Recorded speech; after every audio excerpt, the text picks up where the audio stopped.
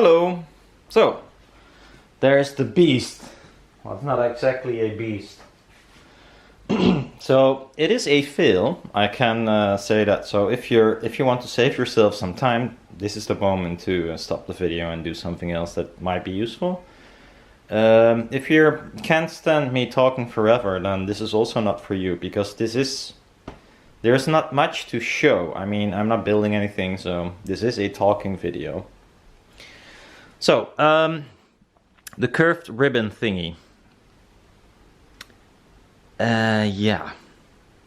Looks nice, but that's where it stops, sort of.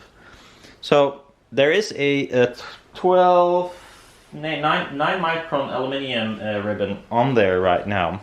And this is the one that I etched before, when I said it was a really nice etch. That's this one. The one if I'm not mistaken, said this might be too heavy, mark my word. Well, this one is too heavy. So, and you can see it in this measurement I'll show you.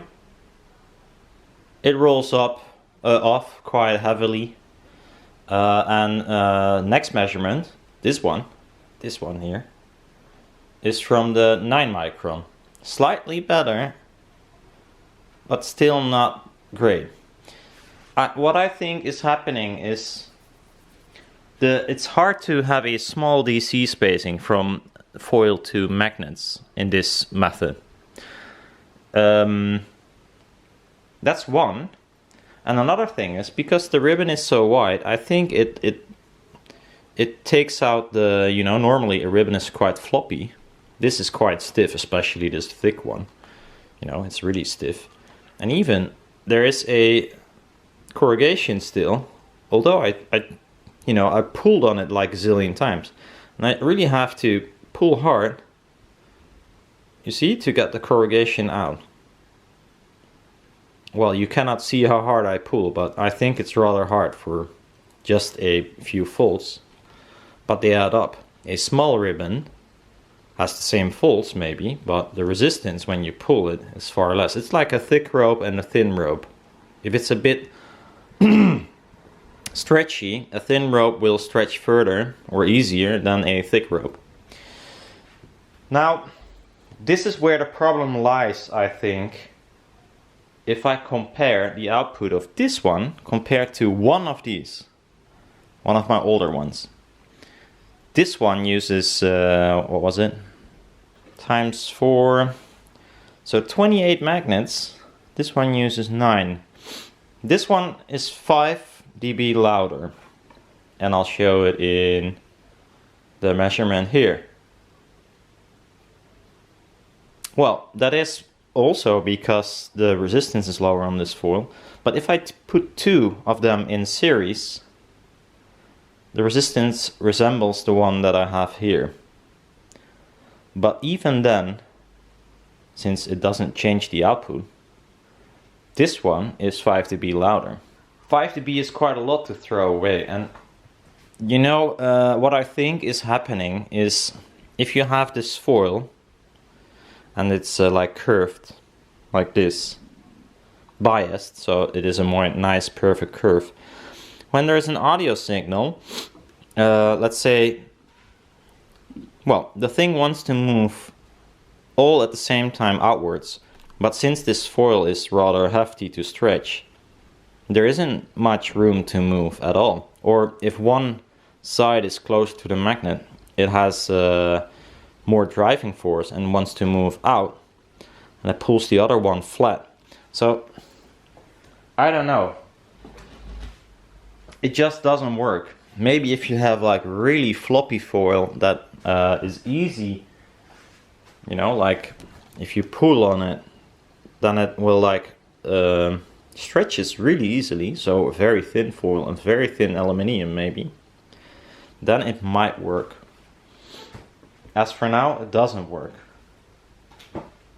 A thing I could try in the future is add some spacers here and there and just use it as a flat version, just like this, but in a, well, arc.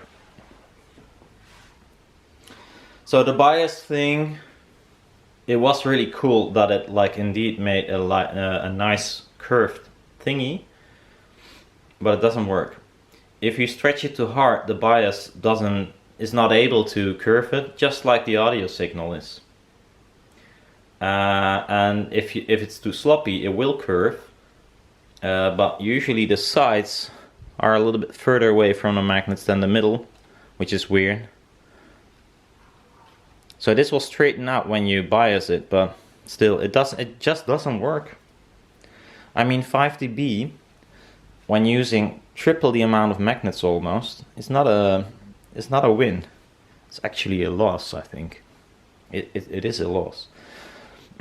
So, although nice, I even connected it all nicely. Well, 2 long wires, but if I don't have long wires, I cannot remove the memory. I even made like a resistor bank really nicely, but it's all for nothing. It's not all for nothing. I mean, I've learned something today, quoting South Park. I mean, and this technique I still can use, I think, for something. I mean, maybe instead of having 2 curved panels, maybe I'll make it like this. I mean, it is the same as long as the parts are flat. So not curved, not biased, not working. Not working. These do work, and the curvatation, or how much you curve it to increase dispersion, I'm not sure yet. This gives me a rather nice result in front of the speaker. Not sure what happens if you move sideways. I have to make a test jig to do so, so I have to buy some balls, like marbles or something, to make like you know, a disc that can spin, because yeah, that would be the easiest method to measure dispersion, moving the loudspeaker. So I will do that somewhere in the future. But these just play louder, and when using 2, that means that also the distortion goes down. So here's a picture of these playing, or at least a measurement, and here's a measurement with the woofer. So, and that's on axis. I'm not sure what off axis will do, not play with it. I had another really nice, well, at least a nice idea, I don't know, but something I wondered about.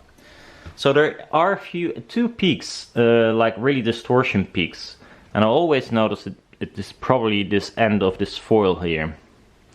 You can tape it down, that's one option. Then you also like increase the resonance, and it's just not a really nice method, I think.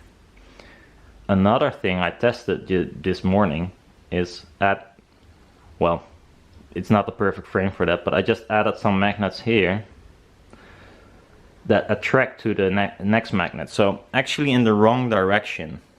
To move this, it should be the other way around. So what I do, I let the signal damp itself here on the edge. So I could make like a separate track to do that. I'm not sure, but so it doesn't spin out of control at this end of the ribbon. And well, I did this only with the top side, and it indeed lowered the resistance by half, or the distortion by half. So I know it is formed by these ends. So next thing, I think, would be something like this, or a combination of something like this, but not curved perfectly, not biased, but just straight pieces. I noticed that the vertical dispersion is not, well, it could be better, I think, so I would make them a little bit less high, I think. And in the measurement as well, in this measurement, you can see quite clearly there's a dip at 7K or something. No, 5.4K. And that's actually this distance from here to there, which is around 3 centimeters, which is like half a wavelength at that frequency. So you don't want room in between here, or as less as possible. Now in this case there is a lot of room, which is not necessary. So I will shrink this and not make it out of 2 foils but 1 foil, so it can be really small. And then this might work. This was a nice try, but it doesn't work. It's always the really fancy, funny, you know, interesting stuff, like this is something special, doesn't work. There is a reason probably why that doesn't work, because, or why no one is using it. Because it doesn't work. Although I don't see this often either. Although some old electrostatic speakers have this, and then they have 2 on top of that as well, like this. I think it was Janssen and a few others. That reminds me of a speaker that I wish to replicate. Not replicate exactly, because I'm not going to use the ESL, but these panels. Just for looks. Because I always, somehow I like this speaker very much. A really nice style, although big. It's the B&W, I think, is it Continental?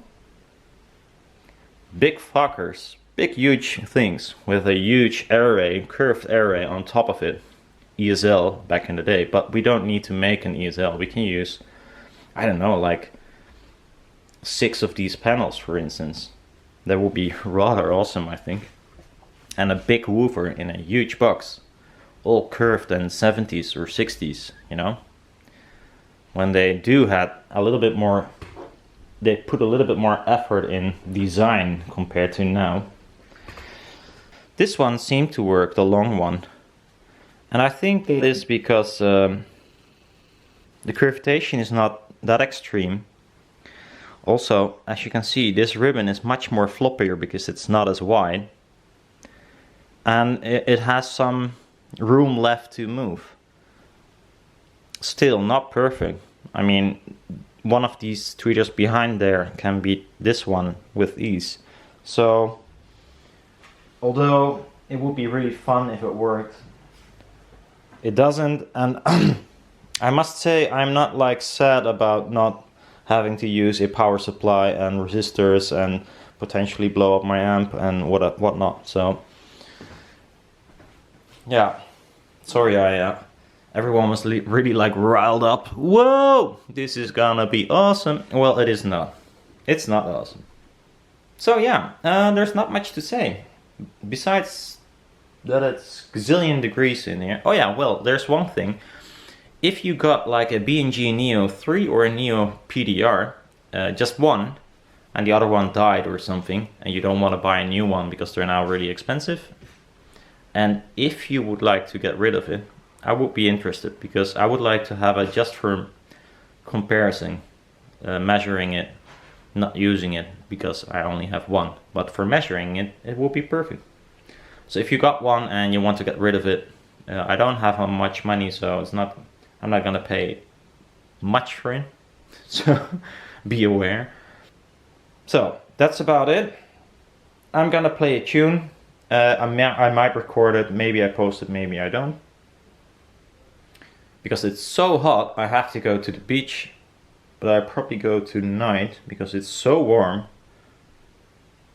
But, well, anyway, I'll see you next time. Bye bye.